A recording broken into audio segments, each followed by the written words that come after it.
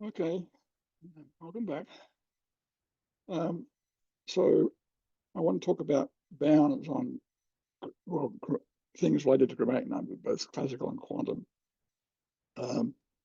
So we've done some of this before for the classical case. So we saw that if x was, so I'm going to list some of the classical bounds. If x is k regular on n vertices, then we have an bound on the independence number or the Cochlear number. Okay. Now we also proved that if x is one walk regular, then omega of x is at most 1 minus k on tau. Now, I've always found it striking that we need a stronger condition to get the clique bound than we need to get the co-clique bound. Okay, and it's not just a matter of taking complements. That doesn't need to help. Now, there's two other bounds which I haven't really discussed. The first is what's called what I generally call the inertia bound due to Svetkovich. Let's give you some credit. So this is due to Svetkovich.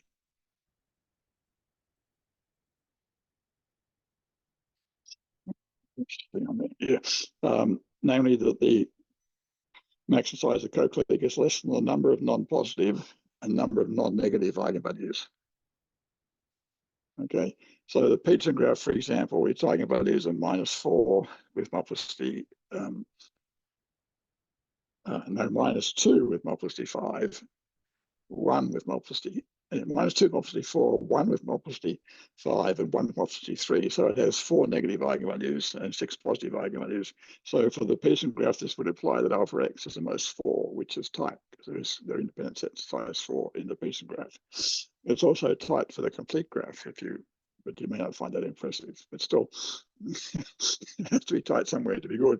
And then finally in this list, we have what's generally called the Hoffman bound, or again called ratio bound, that the chromatic number of a graph is bounded below by 1 minus theta 1 over theta min. Now, the interesting thing about this is there's no assumption of regularity on the graph. Okay.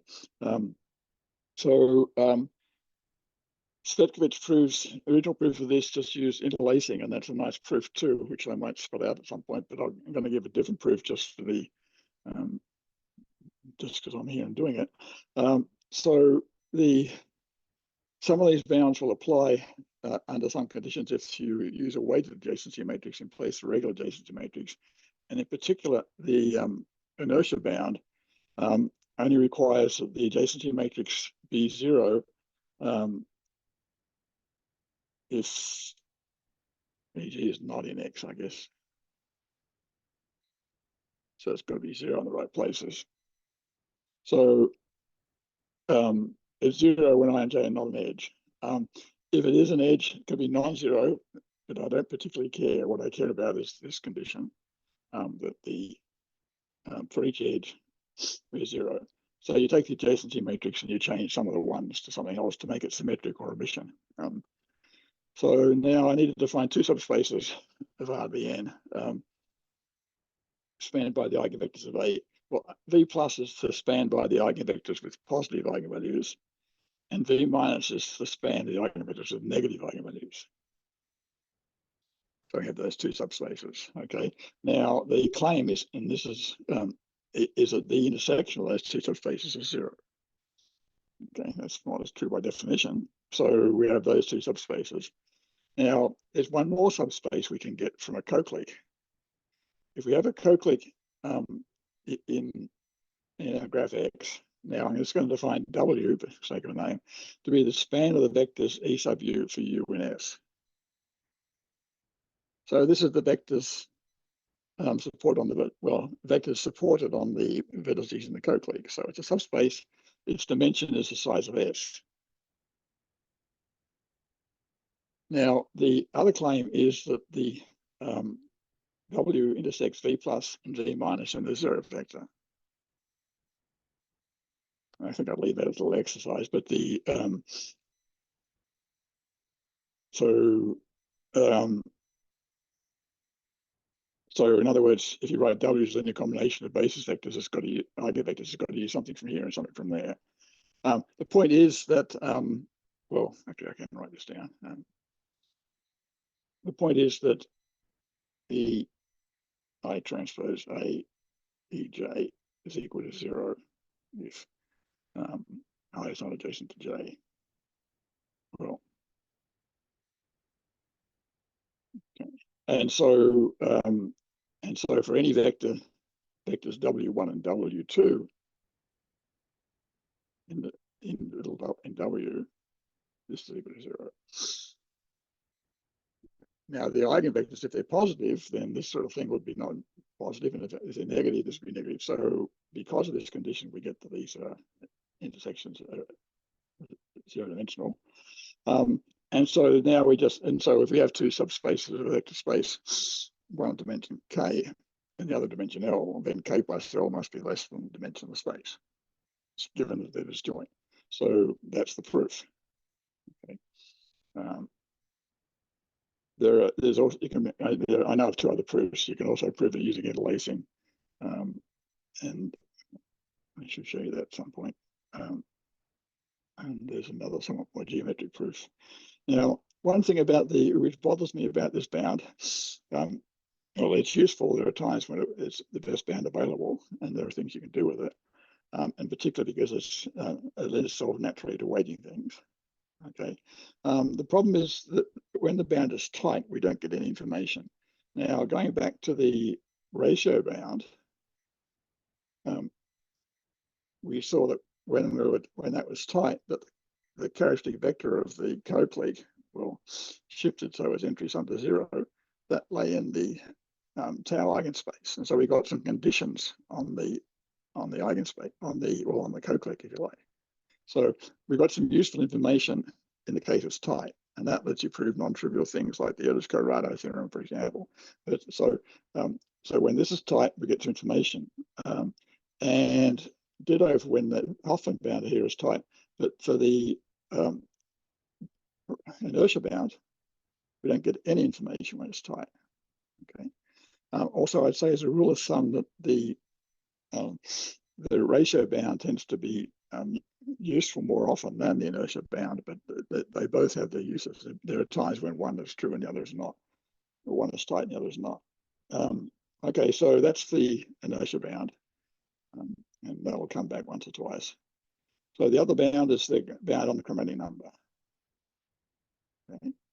So we've got to set things up a little bit. Now I'm going to give a proof that works for the ordinary chromatic number, not for the quantum chromatic number. And then I'm just going to outline the differences you need to get to the quantum case, which are not very much. So I thought this little clearer way of doing it. So, a coloring in the graph is a partition of the vertices. Okay, and a C coloring is a partition of the vertices with C cells. Now, of course, the cells have to be co-cliques, but let's forget that for a minute. So if I have a partition of the vertices graph, then I can construct diagonal matrices. What I do is I write down the characteristic matrix of the partition, and then I convert each column to a diagonal matrix.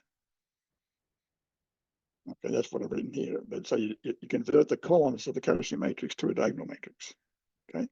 Now there's 0-1 matrices. They sum to the identity, and they're pairwise orthogonal because the cells don't overlap. Okay. And so in particular, each of these diagonal matrices is actually a projection. And the sum of these projections is the identity.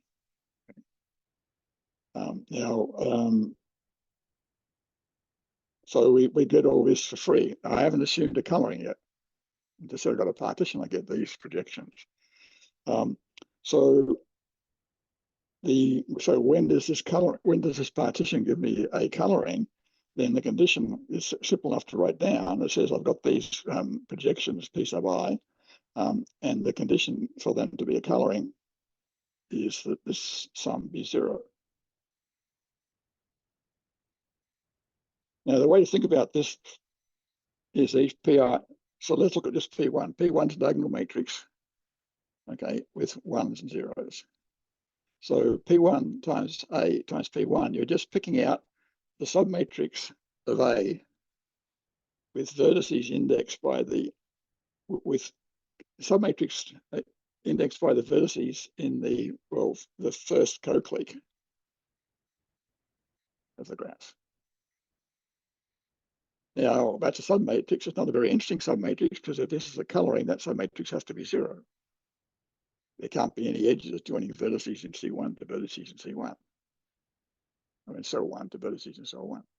So this is again doesn't require much in the way of concentration. So we get to this sum of 0, and so that's what we need to work with. Now, unfortunately, we can't work directly with that, and this is where the complications come in.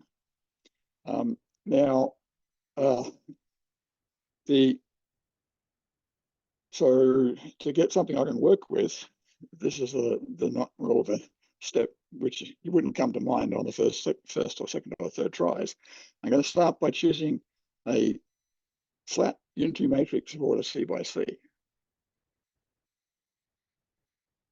Okay, so you can think of the simplest example is to think of it as the van der Waals matrix using a primitive Cth root of unity theta, and then take the matrix with entries theta to the I minus 1, j minus 1. But I don't really, so all I care about is this unitary and flat. The proofs that you normally see will actually make a choice of the matrix, but you just need that it's flat and unitary. And so now we define some new matrices. Instead of the PIs, we're going to have some UIs. Each UI is a linear combination of the PJs. So in this case, it's diagonal, but when we come to do the quantum case, that will no longer be true. So diagonality doesn't matter. But the point is, it's a linear combination of projections, and the entries are complex numbers of absolute value 1. So this is a unitary matrix. It's diagonal. But I mean, what you're doing here is effectively writing down the spectral decomposition of U sub I. And so if these guys are roots of unity, then this is a unitary matrix. And so the diagonality of P has got nothing to do with it.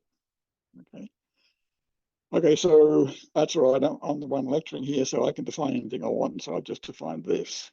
Okay, and so I get, instead of my matrices P1 through PC, I now have unitary matrices U1 through UC.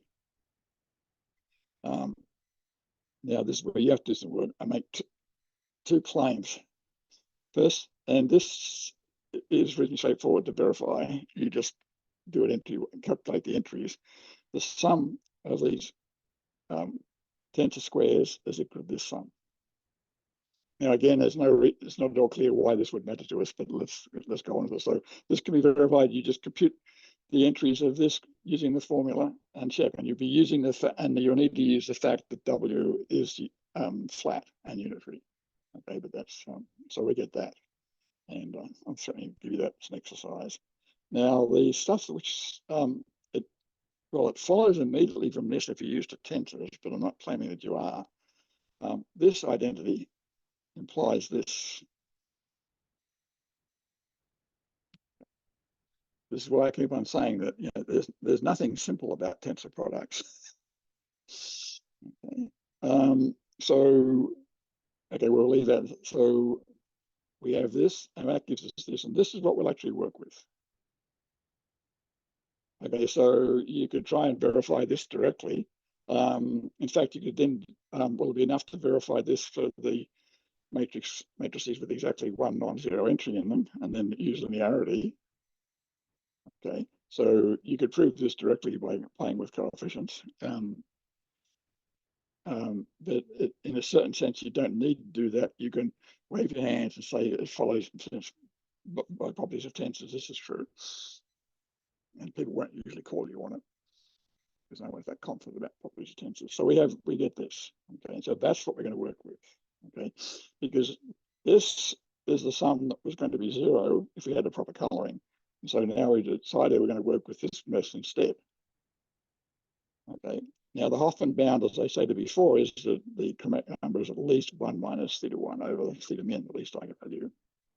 And if our partition pi is determining a C coloring, then we're getting that this guy is equal to 0. Now the point about this is that this is a sum of matrices, and each of these matrices is similar to A. Okay? So they have the same eigenvalues. And so what I do, or what was done, is since U1 is invertible, I can pull it across and I get this equation. So instead of taking this sum here from I equals 1 to C. I'm now taking I equals 2 to C, and I get this equation. I've pushed the U1 across. Now, this is still a unitary matrix, and this is its inverse. These guys all commute because they have the same spectral idempotence, only different eigenvalues. Okay, and so we get this. Now, this is okay. So just to make things a little easier to see, we're going to use M sub J. Whoops. To denote or M sub J, denote the J term of that sum on the right. And so with that notation, you just get that A is equal to sum of M2 blah, blah, blah, plus MC. Now, each of these matrices, M2 through MC, is similar to A. Okay, so the claim then is that the largest eigenvalue of A is less than the sum of the largest eigenvalues of M2 through MC. Now, this is following from the fact that the largest eigenvalue of A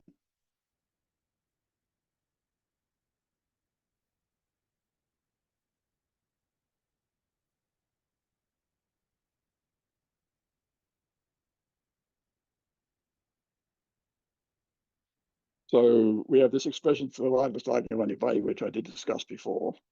Okay, and so we can essentially just do this term by term. If you pick the vector x, which gives you θ1 for A, it won't necessarily give you the largest eigenvalue for M2, but it'll give you something that's no bigger than the largest eigenvalue. Okay, and so this inequality implies that that θ1 of A is less than or equal to C minus 1, θ1 of M. M to MC all have the same eigenvalues. Now, so this is where this is where the C comes in. Now, the point here is that, well, I don't need that. So then you just go through, so I get this inequality, get this and rearrange, and you get this. And if I do this in public, I get it wrong, but it's just a trivial rearrangement. So we get our lower bound on the chromatic number. I should also make the point, it's actually possible to deduce some extra information from the equality case here. You can recover, you can find some eigenvectors in the theta mean eigenspace. But we're not going to worry about that because it won't help us with anything we're going to do. So any questions at this point? Okay. So apart from in some ways, this is similar to the Hofmann's originally proof. He didn't use type 2 matrices, in fact, unity matrices of any form, but it's not that different from the usual proof. Biggs's book on algebraic graph theory has a proof in it. Has a proof in it. So he will say nothing about least eigenvalue, but so we have this lower bound. Okay. Now, since I'm using Peterson proving they, so the eigenvalues are -2, 1, and 3 with multiplicities 5.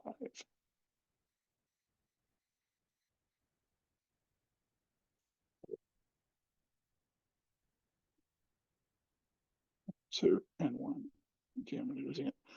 So 3 plus 5 times 1 is 8. So they sum to 0 as they should. Then the bound we get in this case is not that useful as 1 plus 3 on 2, which is 2.5. So now it's true that the Peterson graph is 3-colorable. So if you put ceilings around that, you can regard that as being tight. I feel a bit uneasy about viewing it as taking the rounding and then saying it's tight. You can do if you want to, but I don't think it sort of reflects reality. So in this case, it's not clear that we're going to get, and so in any case, for the Peterson graph, this bound is not tight. And so I don't get any extra information. I do get that the chromatic number of Peterson graph is at least 3, which is actually true. It's the cubic graph, and it's not an odd cycle or a complete graph. So by Brooks' theorem, its chromatic number is 3, almost 3. Okay, so there we are. Okay, so, but we're really here for the quantum stuff. And so here we're following Elphick. And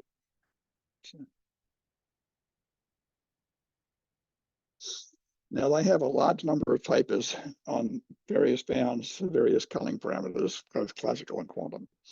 Okay, there's probably at least half a dozen. Okay, that's okay.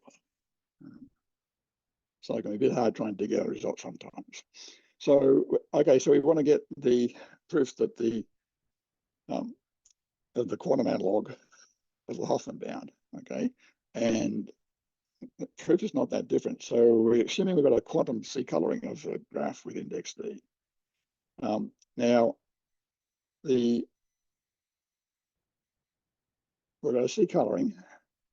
So we can think our coloring will be given by a N by C matrix. And what I'm going to do is I'm going to take each column, each of the C columns.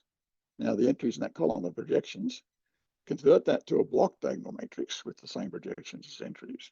So the same trick as I used before, except now I've got projections rather than just 0 and 1. So I get projections, and so I'm just using Pij for the Ij projection of the quantum homomorphism. Okay, so I've got blocks. And now the thing to notice is that each Bi is a projection because it's each entry on the diagonal is a projection. And they sum to the identity. I don't know if I wrote down here because, again, the projections in a row of a quantum homomorphism sum to the identity. And so we're going to don't need any more imagination. We pick a flat type 2 matrix of order C and construct the 5 matrices by setting ui equals that sum. Okay, so now these are block diagonal matrices now. And each block is a complex number of norm 1 times a projection. So it's still a projection. Okay, and so this is still the spectral decomposition of ui. Okay, this is the eigenvalue, and this is the projection on the eigenspace. And the eigenspaces are the subspaces spanned by the vectors E sub u, such that u is in the ith color class. And now they create projections sum to identity, and they're pairwise orthogonal, and the matrices I've constructed there are unitary. Okay, and so we just do the same as before. I claim, and I thought about that this sum is 0. So before I had d sub i's. Now for the d sub i's, it was easy to see because the d sub I times a tensor I times d sub I is just picking out a sub matrix. This is a little more complex, but I thought of it while inside is actually a good exercise. So I'm going to leave that for you guys.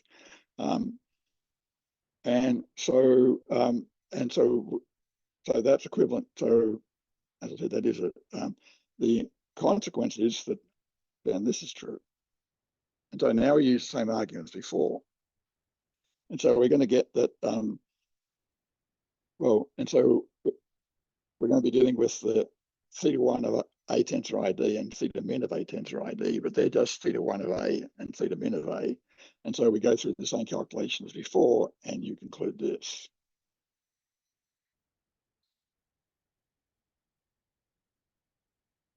Okay. Now, as I said, the only thing that requires a bit of thought is this step. But I've decided it's reasonable to ask you to do it. Now, so we do have a lower bound on a quantum chromatic number. And to my mind, it's really quite remarkable, but it should be the same as the classical bound. I mean, it's not at all clear to me why these eigenvalue bounds that we have for the classical case should hold without change for the quantum case.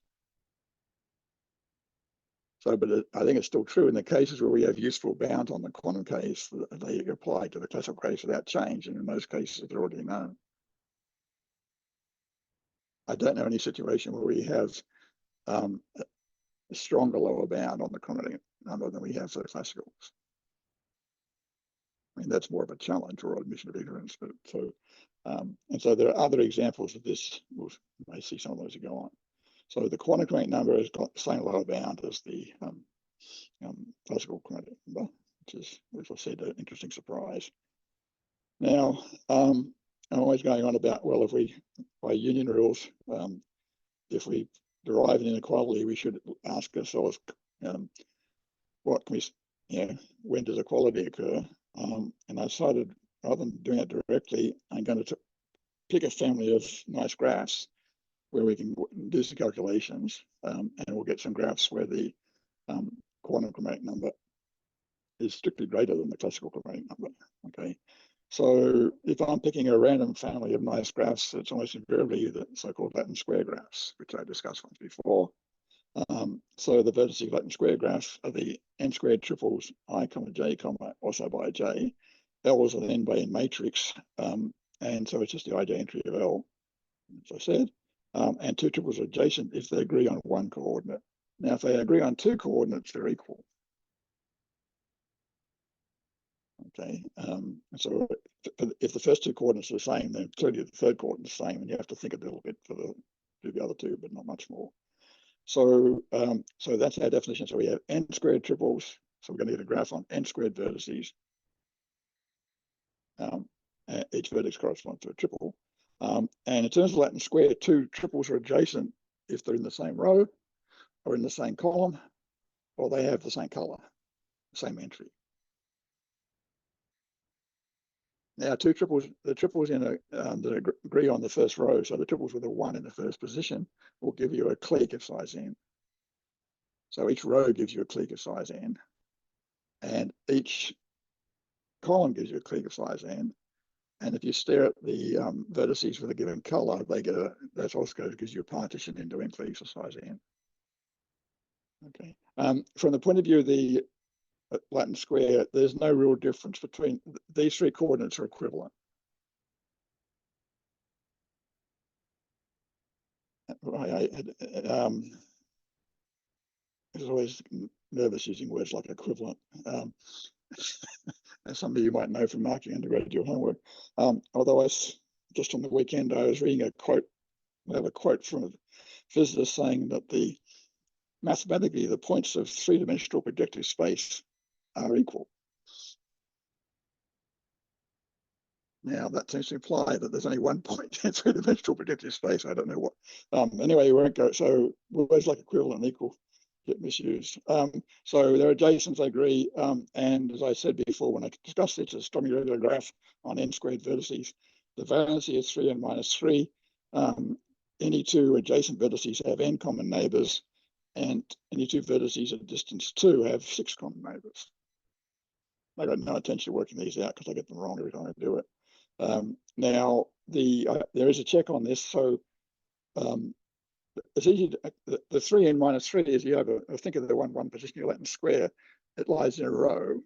And so there are n minus 1 entries in that row, which would be adjacent to it. There's n minus 1 entries in the column, and there are n minus 1 vertices distinct from that with the same color. So you can see this easily. Okay. Now, the eigenvalues of the valency, it's a regular graph. And I think I did this too. The eigenvalue, the other eigenvalues are roots of this quadratic. For what it's worth, this is a minus c, and this is k minus c. And so when you're and that factors into t plus 3 times t minus n minus 3, and so that tells me that I got the numbers right there, because I know these are the eigenvalues of Latin square graphs. So the eigenvalues are minus 3 and n minus 3. And the multiplicities, for what it's worth, are n squared minus 3n plus 2 and 3n minus 3. But I'm not worried about the multiplicities. I'm not going to apply the inertia bound. So if I look at the ratio bounds, I get k over tau is 3n minus 3 over minus 3. So we get that the quadratic number is at least n. Now, that's not too impressive since we've already decided that omega of x is at least n. But it's a start. So the point is that the bound is behaving well. there'll be many cases where the chromatic number is n, and so in a certain sense, you can't do better than that. Okay, so in a sense, this is the best possible bound. And so this is just saying what I just alluded to, that the omega of Lx is greater than or equal to n. And I think it's in fact true that omega is equal to n, but I started thinking about this morning. I didn't have time to come up with an argument I trusted. Now, any co-clique contains at most one vertex from each column of the Latin square.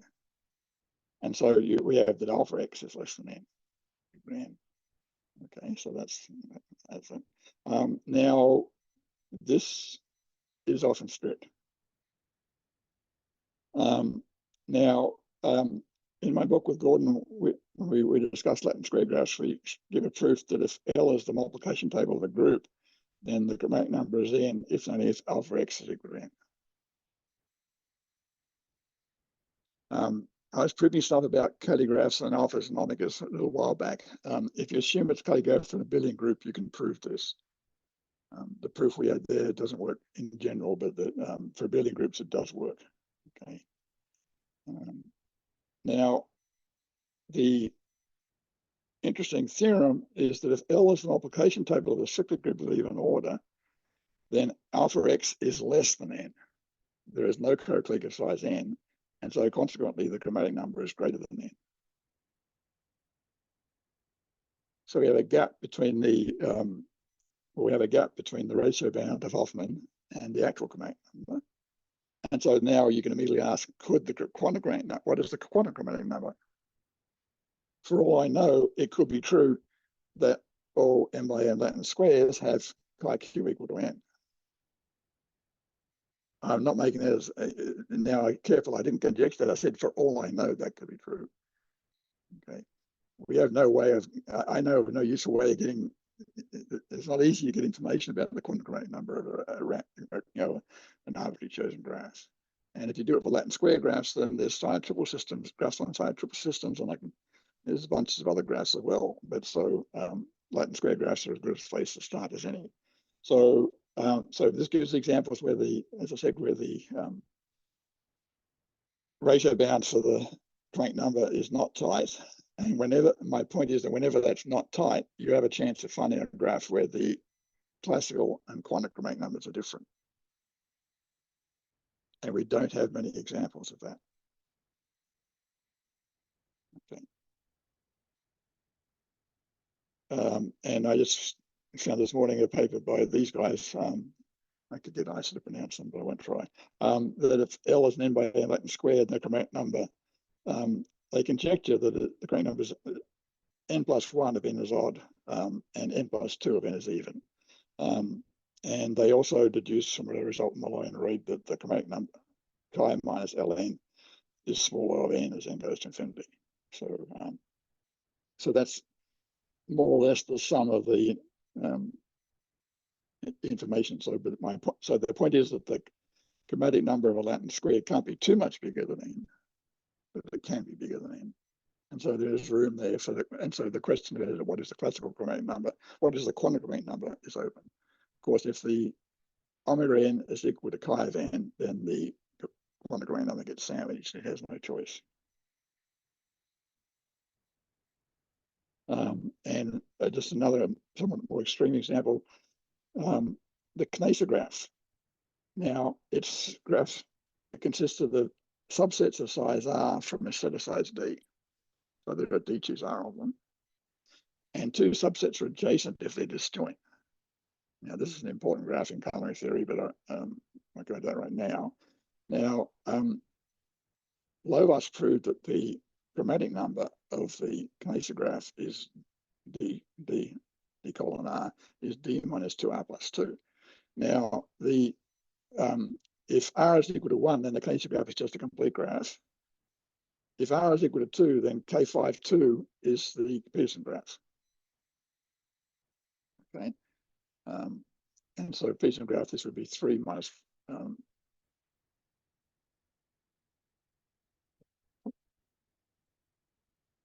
no.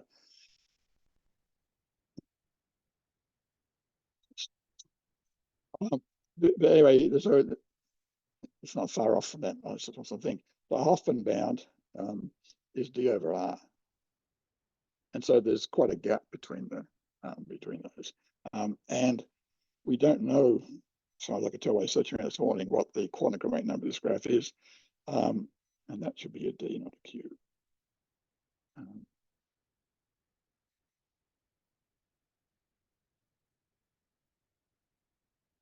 And the point is that chromatic numbers, or homomorphisms in the Kleiner graphs, give you reduced to what's called the fractional chromatic number, which is a quantity of some interest. Okay, and so homomorphisms of Kleiner graph and from the Kleiner graphs are quite interesting in terms of coloring, but we don't know the quantum chromatic number of the Kleiner graph.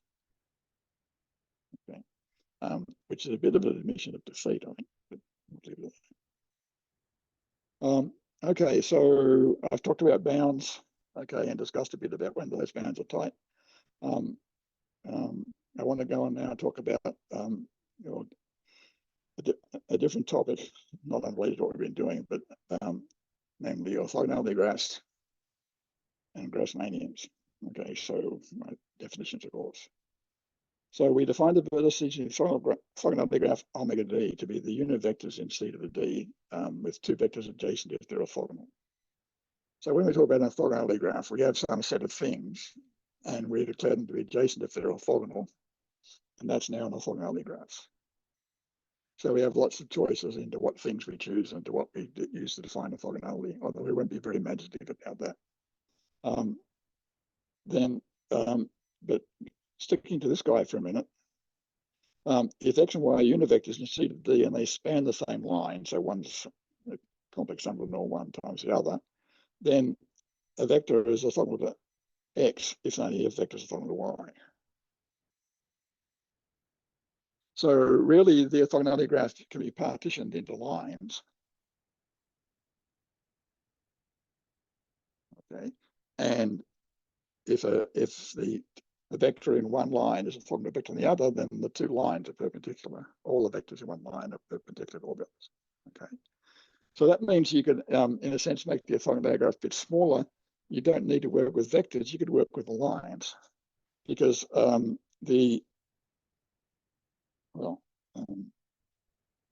left out a word there, equivalent to.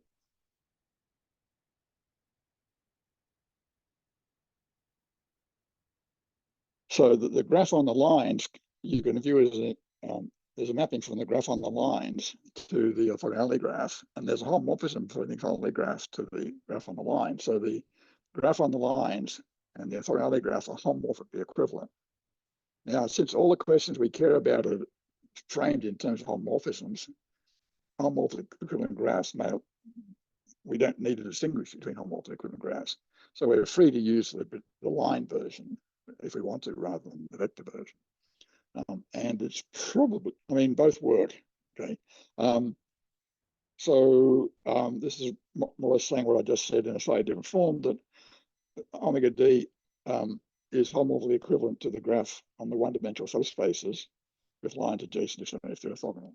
So there's a homomorphism from the lines to the vertices and vertices back. Okay.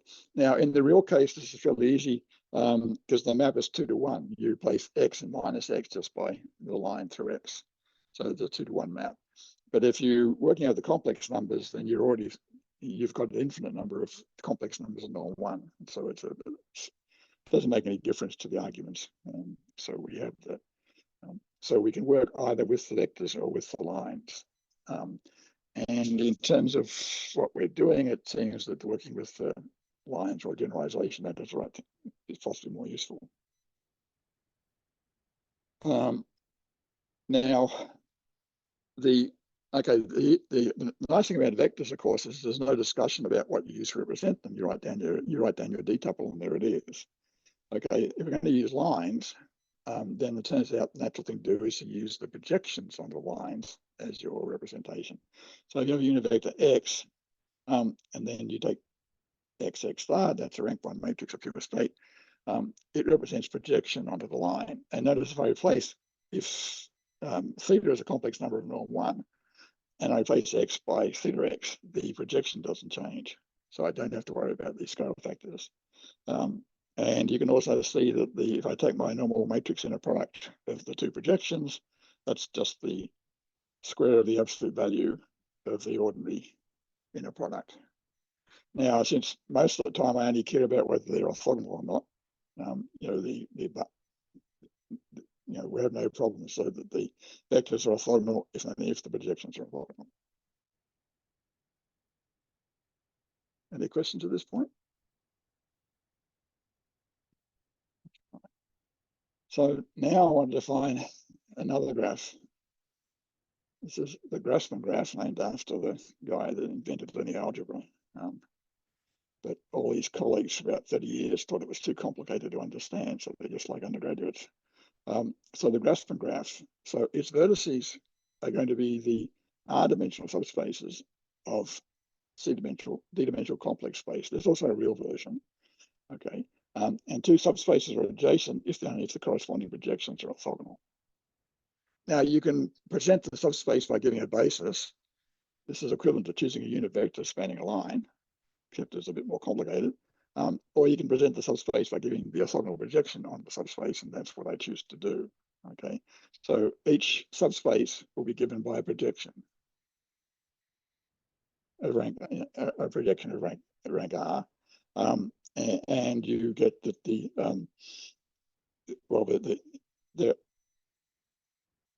orthogonal relative to the favored inner product, if only if their product is 0.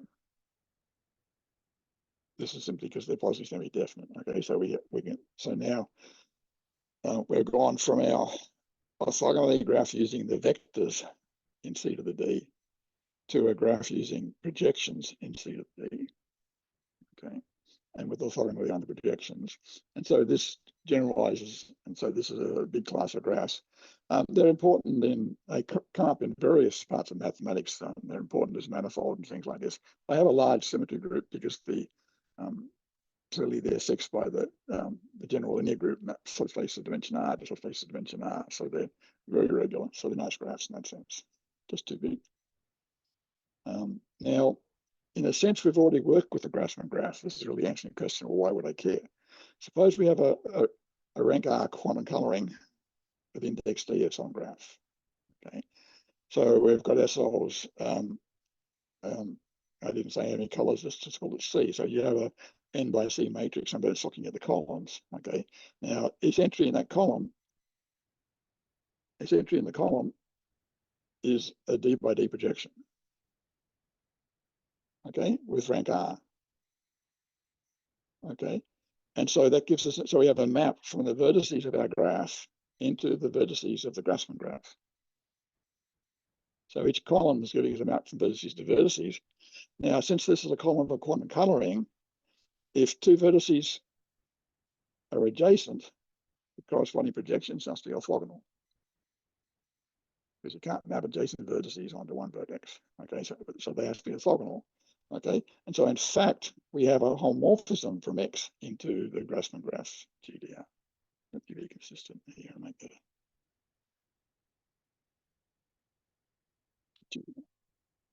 So each column of the coloring is giving us a homomorphism from our graph X into the Grassmann graph GDR. So actually, I was thinking about that. That would suggest that we can somehow view the columns as cocleques, quantum cocleques, but I haven't worked out what that would mean. But anyway, each column is giving us a homomorphism from X into GDR. Okay, and so we can use the Grassmann graph to get information about quantum colorings.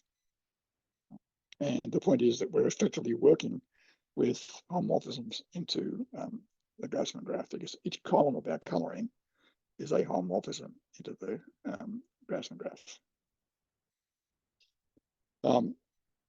Now, one reason the graph is, there's a nice finite analog of the Grassmann graph, and this is the kinetic graph I mentioned before. So its vertices are the R subsets of 1 through D, subsets are adjacent if they're disjoint. Now, if you use the standard basis vectors E1 through ED as your underlying set, then each R subset determines an R-dimensional subspace. And the subsets are disjoint if only if the subspaces intersect in the zero space, And so there's a homomorphism from the Knaser graph KDR into the Grassmann graph. And I got this.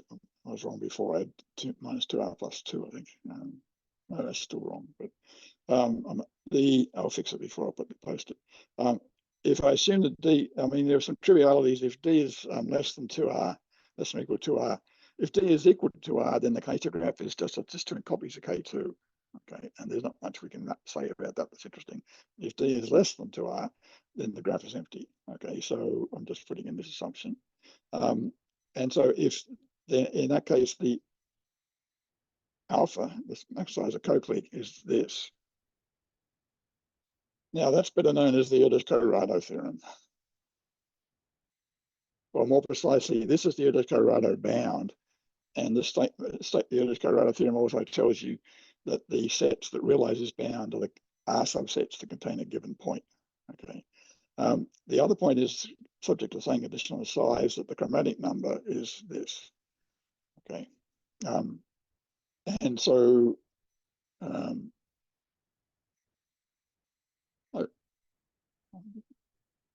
think that should be a 2.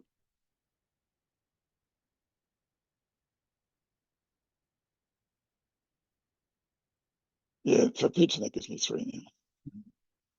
Now, Lovaas's proof uses algebraic topology. So neither of these results are trivial. So, and yet they're fairly natural questions. And that's, I mentioned before, that complete graphs, the Knaser graphs, and K52 is better known as the Pearson graph. Now, okay, so why does the Knaser graph turn up in coloring? Well, one of the main reasons is this: for any graph X, the minimum value of the set of ratios D over R, such that there's homomorphism X into D sub R, is the fractional chromatic number of X. Now, that's actually, as I'm more or less viewing this as definition. It's a theorem and it's proved in my book with Gordon.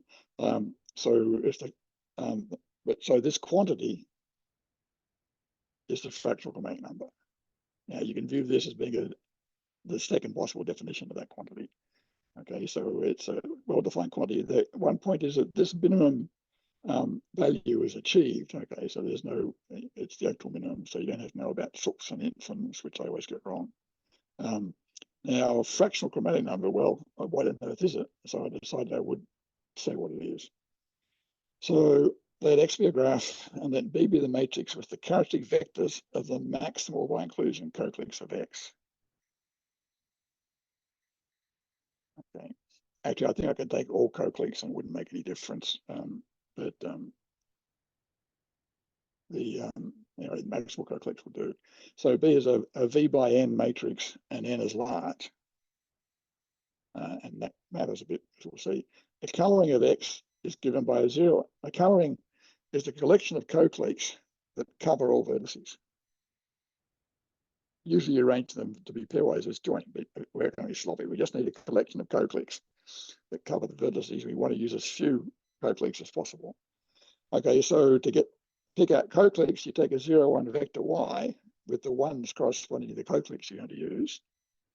And then the condition that you get a cover, that these things cover and give you a coloring, is that B times Y is a vector with every entry at least 1. Okay, and the number of color classes is just the sum of the entries in Y. Okay, so we can be impressive and write this as the value of an integer program. So we want to choose a 0, 1 vector Y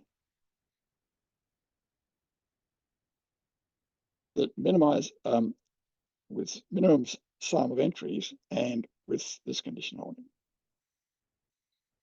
Okay.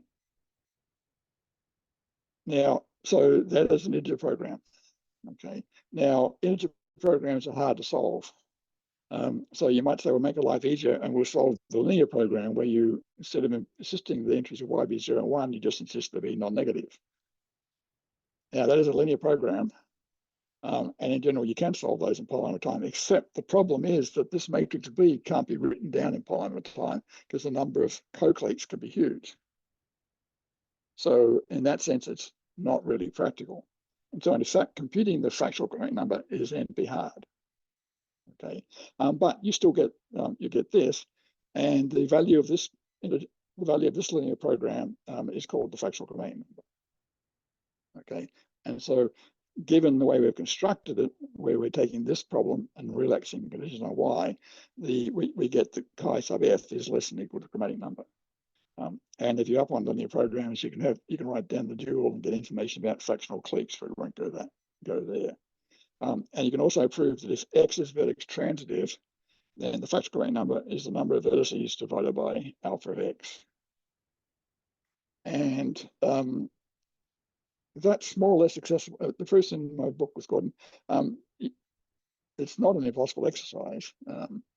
So you basically want to show that you can find a solution to the linear program, which is constant on orbits or something. Okay, but I'm not going to go into that. I don't need it. So the point is, for vertex transitive graphs, there is an explicit formula for the fractional chromatic number. But of course, we can't computing alpha is NP hard even for vertex transitive graphs. Okay, so the completed graph is important in part because of this connection to fractional chromatic number. Okay, and it's got some interesting properties. Clearly, the fact that the site alpha, getting alpha is the Gödel-Corrado theorem, and getting the chromatic number is involving some non-trivial algebraic topology that hadn't been used before in coloring problems. Okay, I'll stop there.